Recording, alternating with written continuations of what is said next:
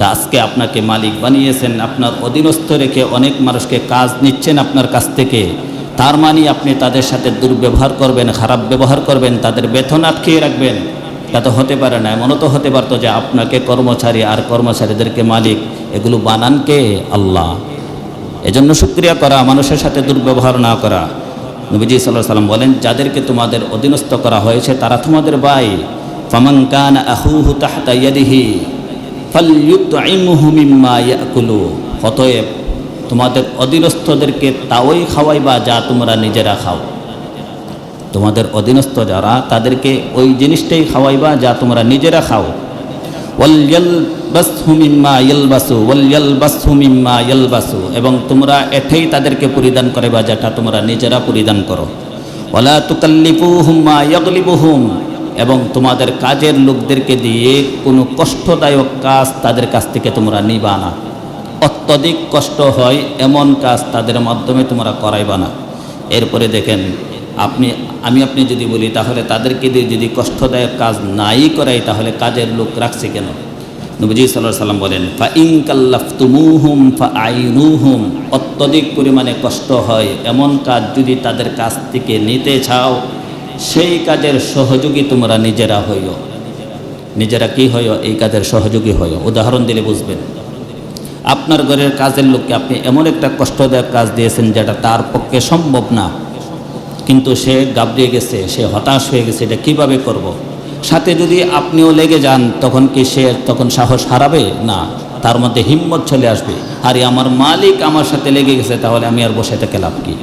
এজন্য আল্লাহর রাসূল বলেন, অতি কষ্টসাধ্য কাজ তোমরা তাদেরকে দিয়ে করাইবা না। যদি করাইতে হয় সেই কাজের সহযোগ তোমরা নিজেরা হইও। যেই মাসের প্রথম তারিখে মে দিবস বলা হয়, মানে বিশ্ব শ্রমিক দিবস বলা হয়, আবার একই মাসের 5 তারিখে আমাদের দেশে যে ভয়াবহ শাপলা চত্বরের ঘটনা ঘটেছে, ঐতিহাসিক গণহত্যা দিবস। তো এই শ্রমিক দিবসকে কেন্দ্র করে আমরা যদি কোরআন এবং হাদিস থেকে আলোচনা শুনি যে আল্লাহ তাআলা দুনিয়াতে বিভিন্ন ধরনের মানুষকে আল্লাহ তাআলা সৃষ্টি করেছেন।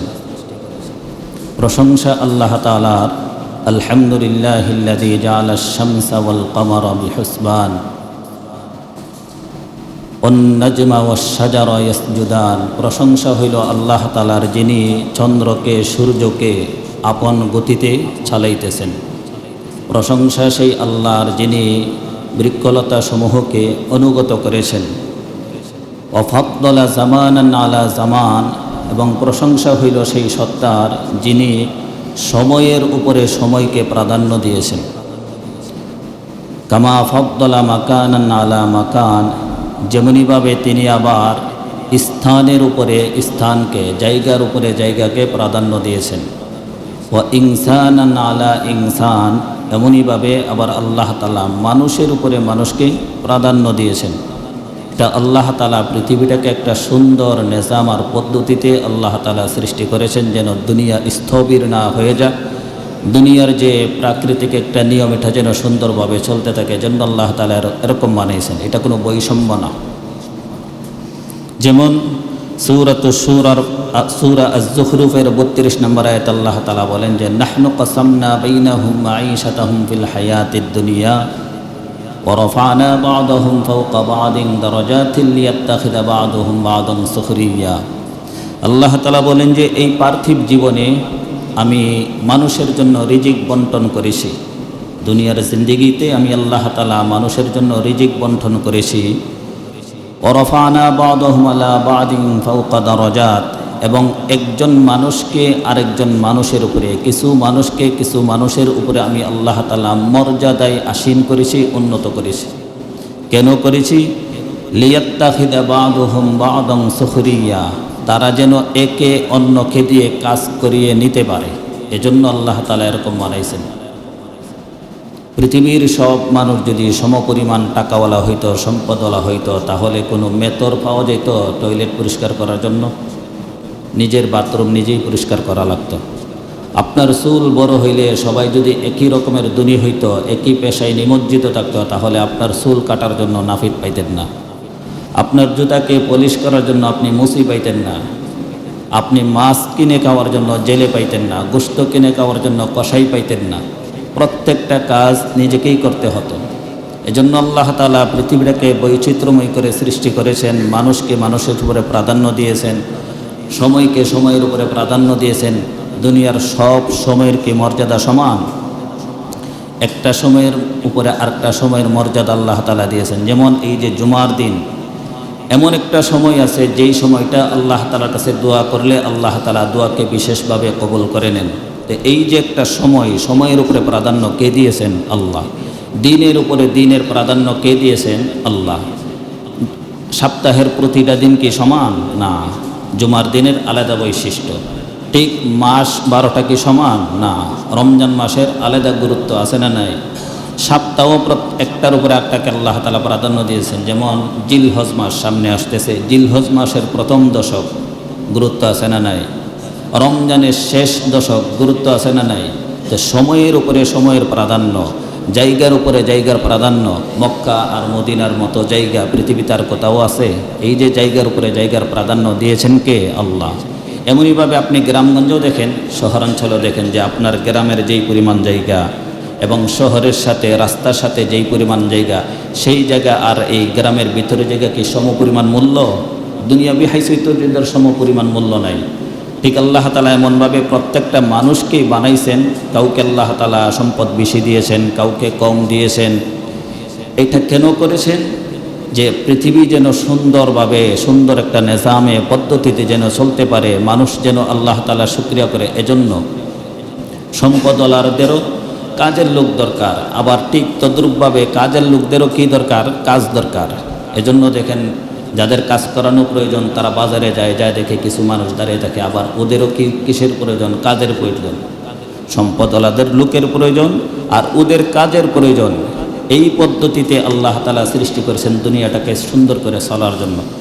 অন্য জায়গায় আল্লাহ তাআলা বলেন যে আল্লাহু ইয়াবসুতুর রিজকা লিমান ইয়াশাউ মিন ইবাদিহি ওয়া ইয়াকদিরু লাহু। আল্লাহ তাআলা বান্দাদের মধ্যে যার জন্য ইচ্ছা তিনি রিজিককে প্রশস্ত করে দেন, বাড়িয়ে দেন। ওয়া ইয়াকদিরু লাহু, এবং যাকে ইচ্ছা আল্লাহ তাআলা রিজিক কমই করে দেন। কাউকে আল্লাহ তাআলা সংকীর্ণ রিজিক দেন, তার কাছ থেকে ছিনিয়ে নেন। সব সময় এক জাতের থাকেন, এটা চলমান প্রতিক্রিয়া। এজন্য দেখবেন একজনের পরদাদা আগের মানুষ, তারা বংশীয়ভাবে তারা বড়লোক ছিল, হঠাৎ তারা গরিব হয়ে গেছে।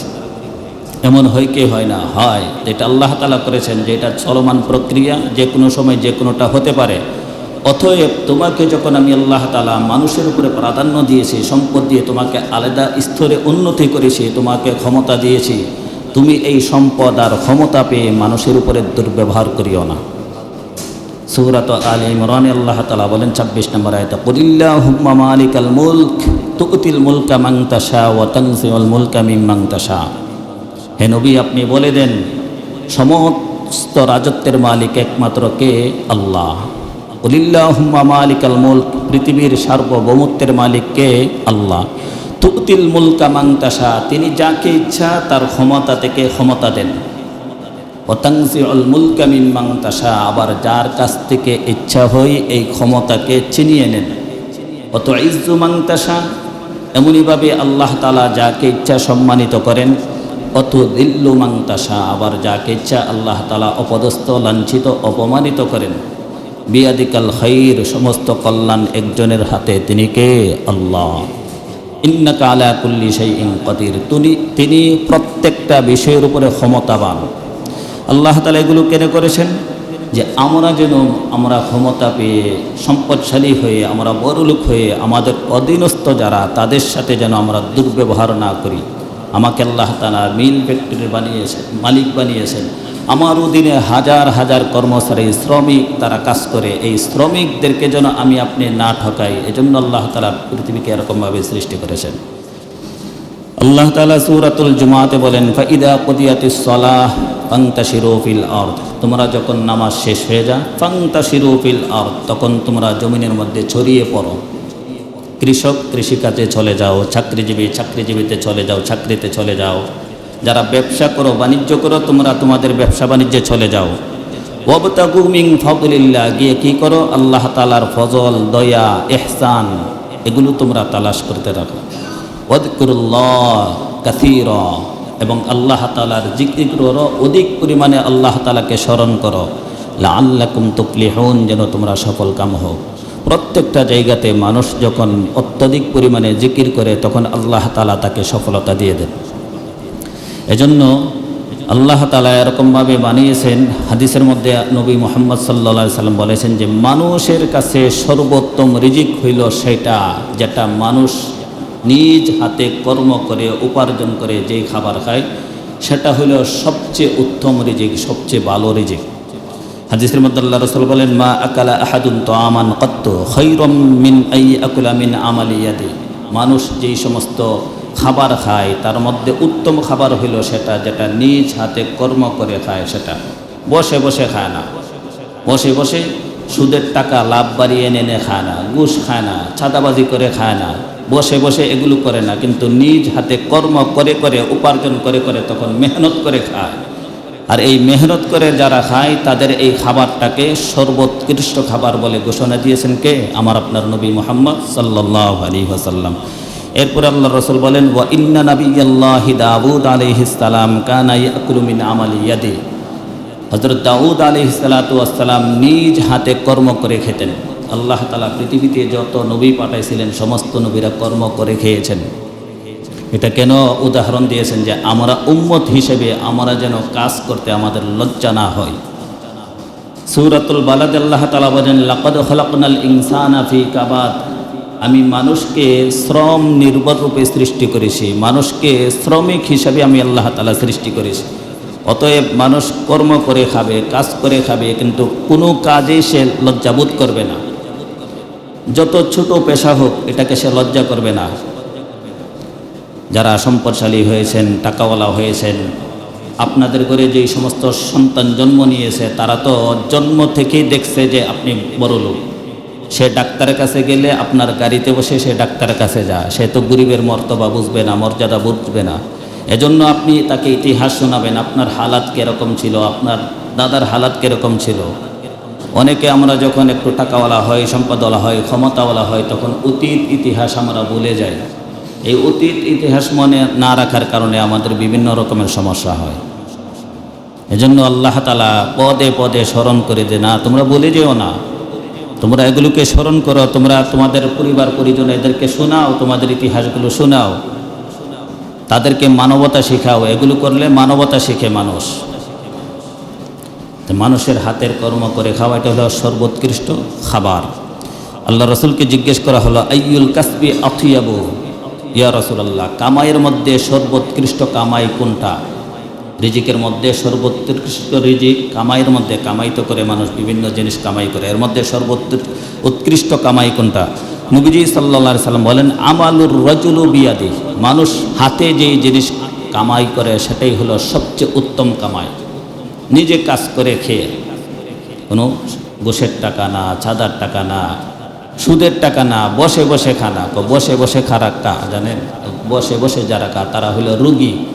রুগীরা কোনো ধরনের কোনো কাজ করতে পারে না, তারা শুয়ে বসে খাবার ছাড়া আর কোনো কাজ নাই তাদের। এজন্য যারা সুস্থ সবল দেহের অধিকারী তারা কি বসে খাবে নাকি কর্ম করে খাবে? কর্ম করে করে খাবে। কোনো কর্মকেই সে ছোট মনে করবে না, যত ছোট পেশা হোক এটা ছোট না। হাদিসের মধ্যে আল্লাহ রাসূল সাল্লাল্লাহু আলাইহি ওয়াসাল্লাম মদিনাতে গিয়ে যখন সাহাবায়ে কেরামের সামনে ঘোষণা দিলেন, মা বাআসাল্লাহু নাবিয়্যান ইল্লা রাআল গনাম, যে আল্লাহ তাআলা পৃথিবীতে এমন কোনো নবী নাই যাকে দিয়ে ছাগল চরান নাই। আল্লাহ তাআলা পৃথিবীতে যত নবী রাসূল প্রেরণ করেছেন, নবীদের সংখ্যা আমাদের জানা আছে না কম বেশি অনেকের? 2,24,000 মতান্তরে তার সে কম বেশি। আমরা এই সংখ্যাটা কিন্তু অনেকেই জানি। তা আল্লাহ তাআলা লক্ষ লক্ষ নবী রাসূল প্রেরণ করেছেন দুনিয়াতে। এই লক্ষ লক্ষ নবী রাসূল যে প্রেরণ করেছেন, আমাদের নবী বলেন যে মা বাআসাল্লাহু নাবিয়্যান ইল্লা রাআল গনাম, আল্লাহ তাআলা পৃথিবীতে এমন কোনো নবী নাই যাকে দিয়ে ছাগল চরান নাই। তাহলে প্রত্যেক নবী রাসূল ছাগল চড়াইছেন, মানে রাখালগিরি করেছেন ছাগলের। তো এর চেয়ে ছোট পেশা কি আর আছে কোনো? এটা কেন উদাহরণ দিয়েছেন? যে মানুষ ছোট থেকে ছোট কর্ম করলেও যেন সে নিজেকে লজ্জা বোধ না করে।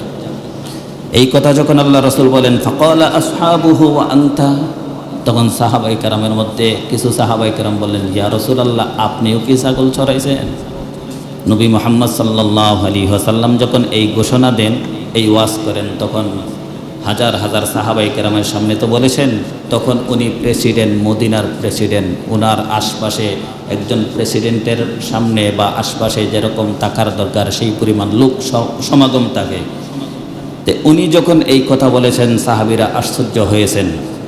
ওনারা তখন জিজ্ঞেস করলেন, ফাকালা আসহাবুহু আনতা, আপনিও কি ছাগল ছড়াইছেন? তখন আপনার নবী কি উত্তর দেয় আমরা শুনি। নবীজি সাল্লাল্লাহু আলাইহি সাল্লাম বলেন, নাম, হ্যাঁ আমিও ছড়াইছি, তবে জেনে রেখো, কুনতু আরআহা আলা কারারিতা লি আহলি মক্কাহ, আমি তো ছাগল ছড়াইছি কিন্তু ছাগল নিজের ছিল না, মক্কাবাসীদের এই ছাগল আমি টাকার বিনিময়ে, পারিশ্রমিকের বিনিময়ে আমি তাদের ছাগল ছড়িয়ে দিয়েছি, মানে মানুষের কাজ করে দিয়েছি। তাহলে এখান থেকে যদি আমরা শিক্ষা নেই, আমরা যে কোনো পেশায় নিয়োজিত হয়, আমাদের কি লজ্জাবোধ হওয়া উচিত, নাকি আনন্দের সাথে এই কর্মটাকে করা উচিত? কাজে কোনো লজ্জা নাই, অলসতাই হইল লজ্জা। মুহতারাম হাজিরিন, যাদেরকে আল্লাহ তাআলা মানুষের অধীনস্থ বানা আর যাদেরকে আল্লাহ তাআলা মালিক বানা, এই মালিক আর অধীনস্থ এদের মধ্যে সুসম্পর্ক থাকার দরকার। ওনাদের মধ্যে যদি সুসম্পর্ক না থাকে, আমাদের দেশে এই জুলুম করার কারণে বা মানুষের প্রতি জুলুম করার কারণে যত ধরনের ফিতনা ফাসাদ সৃষ্টি হয়। যারা অধীনস্থ তাদের সাথে কেমন ব্যবহার করব? ইসলাম যদি সব জায়গায় কোরআন এবং হাদিসের আলোকে যদি আমরা বিচার ব্যবস্থা সম্পন্ন করতে পারতাম, তাহলে কোনোদিন কোনো মালিক তার কর্মচারীর উপরে জুলুম করতে পারত না। কোনোদিন কোনো গৃহকর্তা তার ঘরের কাজের লোককে কুন্তি দিয়ে, আগুন দিয়ে সেকা দিতে পারত না। ঘরের কাজের মেয়েরে সেকা দিয়েছে আগুন দিয়ে, এরকম ঘটনা আপনারা শোনেন নাই? হয় কি হয় না? হয়। কেন হয়? মনুষ্যত্ববোধ না থাকার কারণে। মালিক হয়েছে, সম্পদশালী হয়েছে, চিন্তা করছে যে না অনেক কিছু হয়ে গেছে, এখন বাকি সবাইকে তার কাছে নিকৃষ্ট মনে হয়, ছোট মনে হয়। না না না, সবাইকে যদি আপনি নিকৃষ্ট মনে করেন তাহলে আপনি হলেন নাম্বার 1 নিকৃষ্ট। এজন্য কোরআন হাদিসের আলোকে যদি আমরা এই বিচার ব্যবস্থা কার্যক্রম করতাম, তাহলে কেউ কারো প্রতি জুলুম, অত্যাচার, নিপীড়ন এগুলো করতে পারতো না। আল্লাহ রসুলের একজন সাহাবী আবু যর রাদিয়াল্লাহু তাআলা আনহু, মারুফ একজন তাবি, উনি বলেন যে লাকিতু আবা যাররিন বিজাবাদ, জাবাদা নামক এক জায়গাতে আবু যর রাদিয়াল্লাহু তাআলা আনহুর সাথে আমার সাক্ষাৎ হইল। ওয়া আলাইহি হুল্লাতুন ওয়া আলা গুলামিহি হুল্লাতুন, তো এমত অবস্থায় সাক্ষাৎ হয়েছে যে আবু যর রাদিয়াল্লাহু তাআলা আনহুর পরনে যেই পোশাক, ওয়া আলাইহি গুলামুহু হুল্লাতুন, এবং তার যে কর্মচারী কাজের লোক তার পরনেও সেম একই রকমের পোশাক। ফাসাআলতুহু আন যালিকা, আমি তখন এটার বৈশিষ্ট্যতাকে জিজ্ঞেস করলাম, ব্যাপার কি? মালিকের পরনে যেই জাতের কাপড়, কর্মচারীর পর একই ধরনের পোশাক, এটা কেমনভাবে সম্ভব? আমাদের দেশে সম্ভব? মালিক যেমন পোশাক পরে, যেরকম খাবার খায়, কর্মচারী যারা কাজের লোক তাদেরকে এরকম পোশাক পরায়, খাবার খাওয়ায়। তো এই আবু যর যখন এরকম দেখলেন, তো মারুর রহমতুল্লাহ আলাইহি উনি বলেন, আমি তাকে জিজ্ঞেস করলাম ব্যাপার কি? তখন আবু যর রাদিয়াল্লাহু তাআলা আনহু বলেন, ফাকালা ইন্নী সাহাবাবতু রাজুলান, আমি একটা সময় জৈনৈক ব্যক্তিকে আমি গালি দিচ্ছিলাম। ফাআইয়ারতুহু বিউম্মিহি, গালিটা এরকম ছিল যে তার মাকে সহ গালি দিয়েছিলাম। মাকে সহ গালি দেওয়া আমাদের মধ্যে এই জাহলিয়াতের যুগ আছে না নাই? আছে। কোনো কিছু হইলেই মা বাপ সহ গালি মারে। যারা গালিগালাজ করে এদের মধ্যে মুনাফিকের আলামত সবচেয়ে বড় বিদ্যমান থাকে। গালি দেওয়া হইল মুনাফিকের আলামত। সিবাবুল মুসলিমি ফুসুকুন ওয়া কিতালুহু কিফরুন, মুসলমানকে গালি দেওয়া ফাসিকি, মুসলমানকে হত্যা করা কুফরি। এজন্য গালি থেকে বেঁচে থাকতে হবে কি হবে না? হবে। গালি দেওয়া যাবে না। আপনি শালীন ভাষায় বলেন। গালি ইসলামের বৈশিষ্ট্য, ইসলামের শালীনতা, এটা হতে পারে না। তো আবু যর রাদিয়াল্লাহু তাআলা বলেন যে আমি এক ব্যক্তিকে তার মা সহ গালি দিয়েছিলাম। ফাকাল লিন নবী সাল্লাল্লাহু আলাইহি ওয়াসাল্লাম, আমার এই গালিটা নবী মুহাম্মদ সাল্লাল্লাহু আলাইহি ওয়াসাল্লাম শুনে ফেলেছেন। উনি শুনে আমাকে বলেন, ইয়া আবা যাররিন আইয়ারতুহু বিউম্মিহি, হে আবু যর, তুমি তাকে তার মা সহ গালি দিলা। ইন্নাকা ইমরুউন ফিকা জাহিলিয়া, আরে তোমার মধ্যে তো দেখি এখনো সেই জাহিলিয়াতের যুগ, অন্ধকারাচ্ছন্ন যুগ তোমার মধ্যে এখনো বিদ্যমান। মানে কি? ইসলাম গ্রহণের পূর্বে মানুষের মধ্যে যেই কালচার থাকার কথা, যেই অন্ধকারাচ্ছন্ন যুগ থাকার কথা, যে জাহেলিয়ত টাকার কথা, সেটাও তোমার মধ্যে এখনও আছে, তুমি সেটা এখনও পরিবর্তন করতে পারো নাই। আল্লাহ রাসূল আমাকে এই কথা যখন বলেছেন, তখন রাসূলুল্লাহ সাল্লাল্লাহু আলাইহি ওয়াসাল্লামের সাথে আমি ওয়াদা করলাম যে আজ থেকে আমি আর কোনো দিন কোনো মানুষকে গালি দেব না। তখন নবীজি সাল্লাল্লাহু আলাইহি ওয়াসাল্লাম বলেন, ইখওয়ানুকুম খাওয়ালুকুম, আবু যর, তোমাদের অধীনস্থ যাদেরকে আল্লাহ তাআলা বানিয়েছেন তারা তোমাদের প্রকৃত অধীনস্থ না, তারা হইল তোমাদের ভাই। তারা কি? তোমাদের ভাই। জাআলাহুমুল্লাহু তাহতা আইদিকুম, যাদেরকে আল্লাহ তাআলা তোমাদের অধীনস্থ বানাইছেন। এমনও তো হইতে পারত তোমাকে কর্মচারী বানিয়ে আবার ওই লোকটাকে মালিক বানাইতে পারতো কি পারত না আল্লাহ তাআলা? তা আজকে আপনাকে মালিক বানিয়েছেন, আপনার অধীনস্থ রেখে অনেক মানুষকে কাজ নিচ্ছেন আপনার কাছ থেকে, তার মানে আপনি তাদের সাথে দুর্ব্যবহার করবেন, খারাপ ব্যবহার করবেন, তাদের বেতন আটকিয়ে রাখবেন? তা তো হতে পারে না। এমনও তো হতে পারতো যে আপনাকে কর্মচারী আর কর্মচারীদেরকে মালিক, এগুলো বানান কে? আল্লাহ। এজন্য শুকরিয়া করা, মানুষের সাথে দুর্ব্যবহার না করা। নবীজি সাল্লাল্লাহু আলাইহি ওয়াসাল্লাম বলেন, যাদেরকে তোমাদের অধীনস্থ করা হয়েছে তারা তোমাদের ভাই। ফামান কানা আখুহু তাহতা ইয়াদিহি ফালইউতইমহু মিম্মা ইয়াকুলু, অতএব তোমাদের অধীনস্থদেরকে তাওই খাওয়াইবা যা তোমরা নিজেরা খাও। তোমাদের অধীনস্থ যারা, তাদেরকে ওই জিনিসটাই খাওয়াইবা যা তোমরা নিজেরা খাও।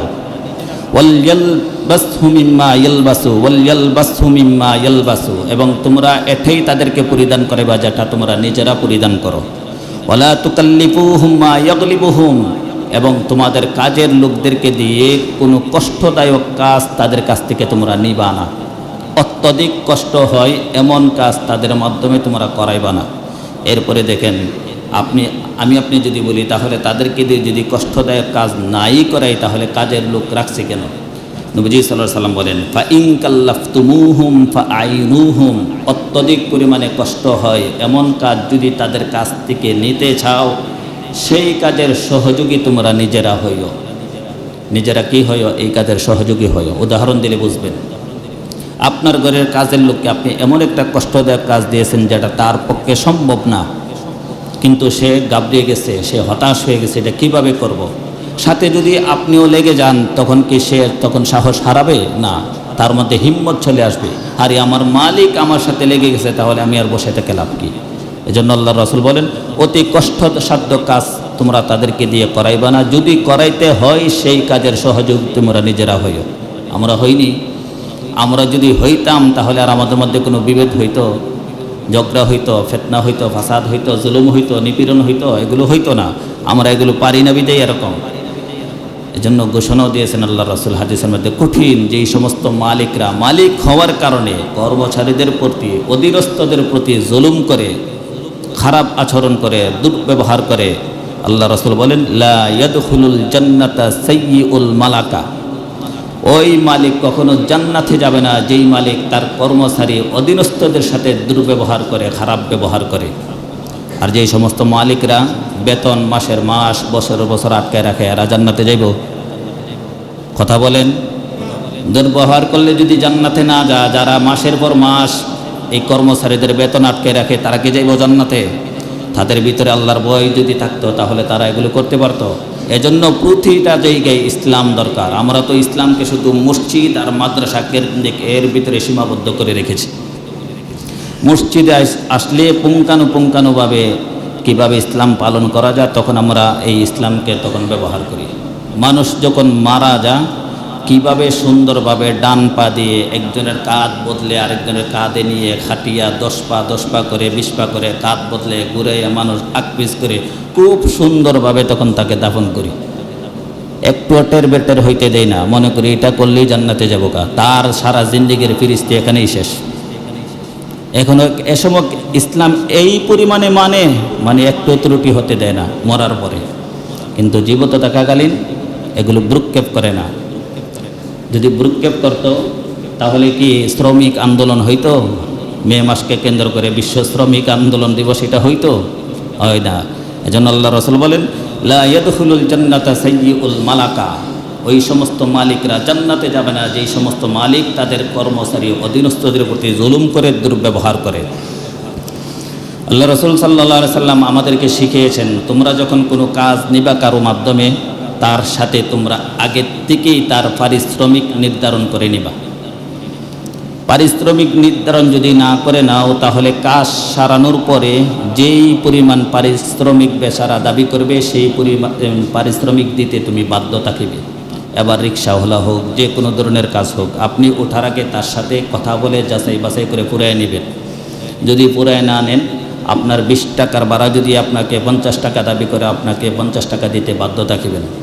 কিন্তু এই পরিমাণ জুলুম ড্রাইভারেরও তৈরি হয়ে গেছে। আছে না যে যদি আমার কাছে এই না পুরে উঠে গেছে 20 টাকার ভাড়া, আমি 30 টাকা নেই না, এর তখন ডবল দাবি করে দেয়। 2-3 সপ্তাহ আগেও আমাদের এক মাদ্রাসার ছাত্রকে একজন মহিলা গার্জেন নিয়ে আসে আমাদের গ্রাম থেকে, ফাঁসদুনা থেকে এখানে আসছে করে ড্রাইভারে ওর কাছে, মহিলা মানুষ তো, ছাত্র নিয়ে আসছে সাথে করে, ওর কাছে 80 টাকা ভাড়া দাবি করে। তো কোনছেন এটা কত বড় জুলুম! এই ফাঁসদুনা থেকে যদি মোড়ের থেকে এখানে 80 টাকা ভাড়া দাবি করে, তাহলে তার কি করা উচিত? আমরা তো হুজুর মানুষ, কিছু বলতে পারি না। আমি তখন মসজিদে ঢুকে দেখছি আমাদের মুসল্লিরা কেউ নামাজ ছাড়া আছে কিনা, একজনকে নিয়ে ওনাকে 2টা কথা বলাইতাম, কিন্তু দেখি সবাই আজান দিছে তো নামাজের মধ্যে মগ্ন। পরে আমি আর কাউকে ডাক দিতে পারি নাই। একজন লোক আসছিল, কে জানে, তাকে বলছে আচ্ছা দেখেন তো দেখি, মুরের থেকে এখানে আসছে বেচারা 80 টাকা ভাড়া দাবি করে, এটা কি হইল? তো উনি তখন 2-3টা কথা বলেছে। তো ড্রাইভাররা কি পরিমাণ জালেম, তারা কি পরিমাণ জুলুম করে মানুষের উপরে। একটু সুযোগ পাইলেই ভাড়া ডাবলের সে ডাবল তারাও করে না। আপনি দাবি করতে পারেন, আপনার কাছ থেকে যখন বলে ওঠে না, আপনি দাবি করতে পারেন। বলে উঠলেও তো আপনি দাবি করতে পারেন 10 টাকা বেশি হতে পারে, আপনি 50 টাকা বেশি বা 60 টাকা বেশি কিভাবে আপনি দাবি করেন? এটা তো হতে পারে না। এজন্য আল্লাহ রাসূল বলেন যে তোমরা পারিশ্রমিক নির্ধারণ করে তোমরা তোমাদের কাজের লোককে কাজে লাগাইবা, আর না হয় ফা ইন্নালি সাহিবিল হাক্কি মাকালান, অধিকার যার কথা বলার অধিকারও তার, হক যার কথা বলার অধিকারও তার। আর না হয় বেচারা যত পরিমাণ যেই পরিমাণ টাকা দাবি করে সেই পরিমাণ টাকা তাকে দিতে বাধ্য থাকিবে।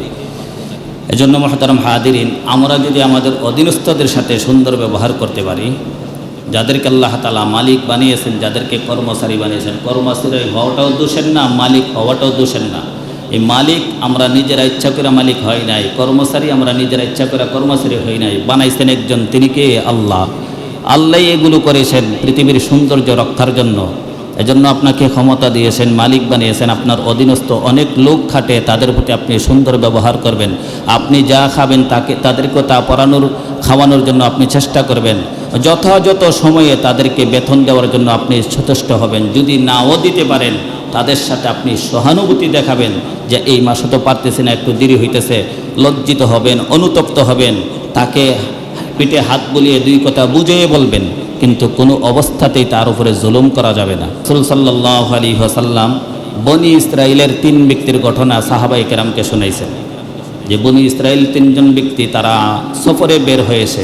সফর করতে করতে যখন দিন শেষ হয়ে রাত্রে চলে আসলো, তখন তারা রাত্রি যাপনের জন্য একটা গুহার ভিতরে তারা আশ্রয় নিল। এই গুহার ভিতরে আশ্রয় নেওয়ার পরে হঠাৎ করে পাহাড় থেকে পাথর এসে এই গুহার মুখ বন্ধ হয়ে গেছে। বিশাল এক পাথর, তারা 3 জনে এটাকে ধাক্কায়ও সরাইতে পারে না। তখন তারা চিন্তায় পড়ে গেল, কিভাবে উদ্ধার হওয়া যায় এখান থেকে, কি করা যায়? তখন তাদের মধ্যে সলা পরামর্শ হইল, আরে জিন্দিগিতে আমরা যেই নেক আমল করছি, এই নেক আমলের উসিলা দিয়ে যদি আজকে আল্লাহ তাআলার কাছে আমরা দোয়া করি, আর এই বিপদ থেকে যদি আল্লাহ তাআলা উদ্ধার করেন, তাহলে এটাই হবে আমাদের উপর সবচেয়ে বড় পাওয়া, নেক আমলের সার্থকতা। তখন তারা চিন্তা করলো, প্রত্যেকের জিন্দিগির নেক আমলগুলো খুঁজতে লাগলো। এর মধ্যে একজন খুঁজে পাইল যে তার পিতামাতা বৃদ্ধ ছিল। সে তার পিতামাতাকে এতটাই মহব্বত করত যে এই পিতামাতাকে খাওয়ানোর আগে, দুধ পান করানোর আগে তার পরিবার পরিজন, সন্তান, দাসী, তাদের কাউকে সে দুধ পান করানোটা সমীচীন মনে করত না। একদিন হঠাৎ সে বেচারা অনেক দূরে চলে গেল কাজে, কিন্তু নির্ধারিত টাইমে আসতে পারে নাই। যখন আসছে, আয়েশা দেখে যে মাতা পিতা ঘুমের ঘরে চলে গেছে। তখন বেচারা দুধ দহন করে এই দুধের পেয়ালা হাতে নিয়ে মা বাবার শিওরে দাঁড়িয়ে আছেন, ডাক দেনা যে কষ্ট হইব। শেষ পর্যন্ত তাদের ঘুম ভেঙেছে, ঘুম ভাঙতে ভাঙতে সকালই হয়ে গেছে। ওই বেচারা সারা রাত এই পেয়ালা হাতে নিয়ে ওখানে অবস্থান করেছে। তখন তারা যখন ঘুম থেকে জাগ্রত হয়েছে, তাদেরকে দুধ দিছে, তারা দুধ খাইছে। তখন ওই লোক বলে, আল্লাহ, এই কাজটা যদি কেবলমাত্র আপনার সন্তুষ্টির জন্য করে থাকি, আজকে যে বিপদে পড়েছে এই বিপদ থেকে আপনি উদ্ধার করেন। এই কথা বলার সাথে সাথে পাথর একটু নড়েছে, কিন্তু বের হয়ে আসার মতো কি হয় নাই, সুযোগ হয় নাই, পাক হয় নাই, ফাঁকা হয় নাই। এরপরে দ্বিতীয় ব্যক্তি দোয়া করছেন যে আল্লাহ, আমার তো একটা চাচাতো বোন ছিল, তাকে আমি অত্যধিক পরিমাণে মহব্বত করতাম, সেও আমাকে মহব্বত করত। আমি প্রায় সময় তাকে আমার কাছে পাইতে চাইতাম, কিন্তু সে কখনো রাজি হইতো না। একটা সময় দুর্ভিক্ষ তাকে আমার কাছে আনতে বাধ্য করেছে। বেচারা যখন আমার কাছে চলে আসছে, আমি তাকে 120 দিনার এই শর্তে দিয়েছি যে সে নির্জনে একাকিত্বে আমার সাথে সাক্ষাৎ করবে, সে রাজি হয়েছে। আমি যখন এই সুযোগে তার সাথে এই একাকিত্বের সময় কাটাতে যাইতে চাইছিলাম, ওই মুহূর্তটার মধ্যে আমার এই চাচাতো বোন বলল যে আমি এটা কখনো কল্যাণ করি না, আশা করি না যে তুমি অন্যায়ভাবে আমার এই মোহর তুমি ভেঙে দাও। তৎক্ষণাৎ আমি তার কাছ থেকে দূরে সরে যাই। আল্লাহ, এই কাজটা যদি কেবলমাত্র আপনার সন্তুষ্টির লক্ষ্যে করে থাকি, আজকে যে বিপদে পড়েছি এই বিপদ থেকে আপনি উদ্ধার করে দেন। এই কথা বলার সাথে সাথে পাথর আরও একটু দূরে সরে গেল, কিন্তু বের হয়ে আসার মতো ফাঁকা হয় নাই।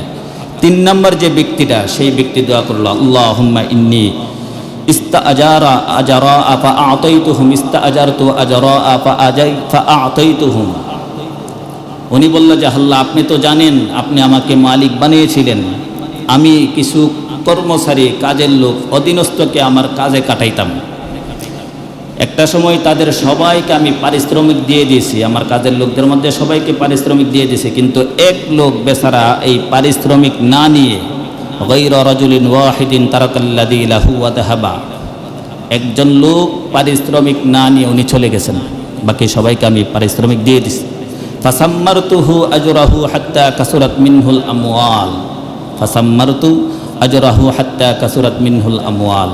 উনি বলেন যে আমি বেচারা যখন তার মজুরি পারিশ্রমিক আমার কাছ থেকে নেই নাই, তখন আমি কি করলাম, তার এই পারিশ্রমিকের টাকাটাকে আমি তখন ব্যবসার খাতে খাটাইতে লাগলাম। একটা সময় তার এই পারিশ্রমিকের টাকা দিয়ে বিশাল পরিমাণে পণ্য হয়ে গেছে। হঠাৎ অনেক দিন পরে ফাজা আনি বাদাহীন, অনেক দিন পরে বেচারা ওই যেই লোক আমার কাছ থেকে পারিশ্রমিক না নিয়ে চলে গিয়েছিল, বেচারা চলে আসছে। আয়েশা বললেন, ইয়া আবদাল্লাহ আদ্দি ইলাইয়া আজরি, হে আল্লাহর বান্দা, তুমি আমার পারিশ্রমিকটা আমাকে দিয়ে দাও। আমি যে তোমার এখানে কাজ করছিলাম না, আমি তো টাকা না নিয়ে চলে গেছিলাম, আজকে আসছি আমার পাওনা নেওয়ার জন্য, তুমি আমার পাওনা দিয়ে দাও। তখন আমি তাকে বললাম, ফাকুলতু লাহু কুল্লু মা তারা মিন আজরিকা মিনাল ইবিলি ওয়াল বাকারি ওয়াল গনাম ওয়ার রাকিক, এই যে মাঠের মধ্যে যা দেখো, বকরি, গরু, উট এবং তাদের রাখাল সহ যা দেখো, এই সম্পূর্ণ তোমার পারিশ্রমিক। ওই বেচারা বলে, আমি যখন এই কথা বলেছি তখন এই বেচারা বলে, ইন্নী লা আস্তাহজিউ বিকা ইয়া আবদাল্লাহ লা তাস্তাহজিউ বি। ওই বেচারা তখন আমাকে বলে, ওই আল্লাহর বান্দা, তুমি আমার সাথে ঠাট্টা করিও না। আমার কাছেও তো ঠাট্টা মনে হয়, আমাদের কাছে কি মনে হয়, ঠাট্টা না? একটা লোক বহুদিন পরে আসবে পারিশ্রমিক নেওয়ার জন্য, তাকে যদি বলি যে মাঠের মধ্যে যেই গরু দেখতেছো এই সব তোমার, এই উট সব তোমার, এই রাখালগুলো সব তোমার, তাহলে বেচারা তো এগুলো আমাকে ঠাট্টাই মনে করবে। ওই বেচারাও তখন উত্তরে দিল, ইয়া আবদাল্লাহ লা তাস্তাহজিউ বি, হে আল্লাহর বান্দা, তুমি আমার সাথে ঠাট্টা করিও না। তখন উনি বলেন, ফাকুলতু ইন্নী লা আস্তাহজিউ বিকা, হে আল্লাহর বান্দা, আমি তোমার সাথে আসলেই ঠাট্টা করি নাই, এগুলো আসলেই সব তোমার। আমি যখন সম্পূর্ণ ঘটনা তাকে খুলে বললাম, ফা আখাযাহু কুল্লাহু ফাস্তাকাহু ফালাম ইয়াতরুক মিনহু শাইআ, আমার সম্পূর্ণ ঘটনা বর্ণনার পরে বেচারা একটা গরু, একটা ছাগল, একটা উট আমার জন্য রেখে যায় নাই, সম্পূর্ণ এই সব কিছু সে নিয়ে গেল। হে আল্লাহ, এই সব কিছু যদি কেবলমাত্র আপনার সন্তুষ্টির লক্ষ্যে করে থাকি, তাহলে আজকের যে বিপদে পড়েছি এই বিপদ থেকে আপনি আমাদেরকে উদ্ধার করে দেন। নবীজি সাল্লাল্লাহু আলাইহি সাল্লাম বলেন, এই 3য় নম্বর ব্যক্তি এই দোয়া করার সাথে সাথে পাথর গুহার মুখ থেকে সম্পূর্ণ দূরে সরে গেছে। তা আমরা যদি আল্লাহ তাআলার জন্য, আল্লাহর সন্তুষ্টির জন্য যখন আমরা কোনো কাজ করতে পারি, করলে এই কাজের ওসিলায় যখন কোনো বিপদে পড়বেন, এই বিপদ অবস্থাকালীন সময় যখন এই কাজকে স্মরণ করে আল্লাহ তাআলার কাছে দোয়া করবেন, আল্লাহ তাআলা দেখবেন যে বিপদ মুক্ত করে দিবেন। বিশেষ করে যারা অধীনস্থ, তাদের সাথে সুন্দর ব্যবহার করা। এক হাদিসের মধ্যে আল্লাহ রাসূল বলেন, কিয়ামতের দিন সূর্য যখন অর্ধ হাত উপরে চলে আসবে, নিচের জমিন যখন তামা হবে, সমস্ত মানুষ হিসাব নিকাশ দেওয়ার জন্য পেরেশানিতে থাকবে, সবাই হিসাব দেওয়ার জন্য পেরেশানি। ওই সময় কিছু সংখ্যক মানুষ আল্লাহ তাআলা তাদেরকে আনন্দ উল্লাস করার সুযোগ করে দিবেন। কিছু সংখ্যক মানুষদেরকে আনন্দ আর উল্লাস করার সুযোগ করে দিবেন 3 শ্রেণীর মানুষ। এর মধ্যে এক শ্রেণী হইল রাজুলুন আহসানা ফীমা বাইনাহু ওয়া বাইনা রাব্বিহি ওয়া ফীমা বাইনাহু ওয়া বাইনা মাওয়ালি। এর মধ্যে এক শ্রেণী হইল যারা অধীনস্থদের সাথে সুন্দর ব্যবহার করে, কর্মচারীদের সাথে সুন্দর ব্যবহার করে দুনিয়াতে। এই অধীনস্থ লোকদের সাথে, কর্মচারীদের সাথে যেই সমস্ত মালিকরা সুন্দর ব্যবহার করে, তাদেরকে কিয়ামতের দিন হিসাব নিকাশ দিতে হবে না, তাদেরকে মৃত্যুর মুম্বরে আনন্দ আর উল্লাস করার সুযোগ আল্লাহ তাআলা তাদেরকে করে দিবেন। কিন্তু যারা দুর্ব্যবহার করে তারা তো হিসাব দিয়েও জান্নাত পাবে না, তাদের জন্য জান্নাতই আল্লাহ তাআলা হারাম করে দিয়েছেন। এজন্য তাদের সাথে, আমাদের অধীনস্থ যারা, তাদের সাথে সুন্দর ব্যবহার করার দরকার আছে না নাই? প্রত্যেকটা মালিক, দোকানদার যারা আছেন, এই তাদের অধীনস্থ যারা, তাদের সাথে সুন্দর ব্যবহার করা। আল্লাহ রাসূলকে সাহাবী জিজ্ঞেস করলেন, কাম আফু আনিল খাদেম কাম না আফু আনিল খাদেম, আমাদের অধীনস্থ যারা, আমাদের সহকর্মী যারা, আমাদের অধীন হয়ে যারা কাজ করে, তাদেরকে কি পরিমাণে আমরা ক্ষমা করব? কারণ তারা তো ভুল ত্রুটি করেই থাকে। নবীজি সাল্লাল্লাহু আলাইহি সাল্লাম চুপ। আবার প্রশ্ন করলেন আল্লাহর রাসূল, আবারও চুপ। তৃতীয়বার যখন প্রশ্ন করলেন, নবীজি সাল্লাল্লাহু আলাইহি সাল্লাম বলেন, কুল্লা ইয়াউমিন ৭০ মাররা, দৈনিক ৭০ বার তোমাদের অধীনস্থ যারা, তাদেরকে তোমরা ক্ষমা করবা। ৭০ বার। কতবার তারা অন্যায় করে থাকে? এটা এমন এক পর্যায়ে নিয়ে গেছেন যে ৭০ বার কেউ অপরাধও করে না, তার সাথে কোনো মূল্যমান্য হওয়ার কোনো কথা না। একটা মানুষ যখন ইসলাম বুঝবে, কুরআন বুঝবে, হাদিস বুঝবে, ইসলামের সামান্যতম জ্ঞান রাখে, সে কোনোদিন তার অধীনস্থ কর্মচারী তাদের সাথে দুর্ব্যবহার করতে পারে না। আল্লাহ রাসূল সাল্লাল্লাহু আলাইহি ওয়াসাল্লামের যে সর্বশেষ কথা ছিল, সেটাও ছিল আসসালা ওয়া মা মালাকাত আইমানুকুম, নামাজ আর অধীনস্থ এদের সাথে তোমরা সুন্দর ব্যবহার করো। নামাজ যথাসময়ে পড়িও, অধীনস্থ যারা, তাদের সাথে তোমরা সুন্দর ব্যবহার করিও। আল্লাহ তাআলা কিয়ামতের দিন নিজে বাদী হয়ে 3 শ্রেণীর মানুষের পক্ষে আল্লাহ তাআলা মামলা করবেন। আল্লাহ যদি মামলা করেন, তাহলে এর থেকে কোনো রক্ষা আছে? এর মধ্যে নাম্বার হইল রাজুলুন আতাবি তুম্মা গাদারা, যারা আল্লাহর নামে শপথ করে, কসম করে, এটাকে ভঙ্গ করে, তাদের বিরুদ্ধে আল্লাহ তাআলা নিজে মামলা করবেন। 2 নম্বর হইল যারা কোনো স্বাধীন মানুষকে বিক্রি করে তার টাকা খেয়ে নেয়। কোনো স্বাধীন মানুষকে বিক্রি করে দেয়, দেখে সন্তান হইলে সন্তানকে বিক্রি করে দেয় কি দেয় না? এই স্বাধীন মানুষকে যারা বিক্রি করে, এই টাকাটা যারা খায়, তাদের বিরুদ্ধে আল্লাহ তাআলা নিজে মামলা দিবেন। 3 নম্বর হল রাজুলুন ইস্তাআজারা আজিরা ফাস্তাওফা মিনহু ওয়া লাম ইউতি আজরা, যেই সমস্ত মালিকরা কর্মচারী খাটিয়ে তাদের কাছ থেকে কাজ নেই ঠিকই, কিন্তু বেতন দেয় না, পারিশ্রমিক দেয় না, ওই সমস্ত মালিকদের বিরুদ্ধে স্বয়ং আল্লাহ বাদী হয়ে মামলা করবেন। তাহলে কি রক্ষা পাওয়ার কোনো ব্যবস্থা আছে? এজন্য হাদিসের মধ্যে আল্লাহর রাসূল বলেন, উতুল আজিরা আজরাহু ক্বাবলা আন ইয়াজিফা আরাকুহু, তোমরা এই শ্রমিকদের শরীরের গাম শুকানোর আগেই তাদেরকে তোমরা পারিশ্রমিক দিয়ে দিও। শ্রমিকদের শরীরের গাম শুকানোর আগেই তোমরা তাদের পারিশ্রমিক দিয়ে দিও, যদি কিয়ামতের দিনে তোমরা বাঁচতে চাও, নাজাত পেতে চাও। আর না হয় আল্লাহ তাআলা নিজে বাদী হয়ে যখন মামলা দিবেন, বাঁচার কোনো ব্যবস্থা আছে? কোনো ব্যবস্থা নাই। এজন্য যাদেরকে আল্লাহ তাআলা মালিক বানিয়েছেন, আমরা সবাই অধীনস্থদের সাথে, আমাদের কর্মচারীদের সাথে, আমাদের কাজের লোকদের সাথে আমরা সুন্দর ব্যবহার করব। আল্লাহ তাআলা আমাদের সকলকে তৌফিক দেন, আমরা সকলেই বলি আমিন।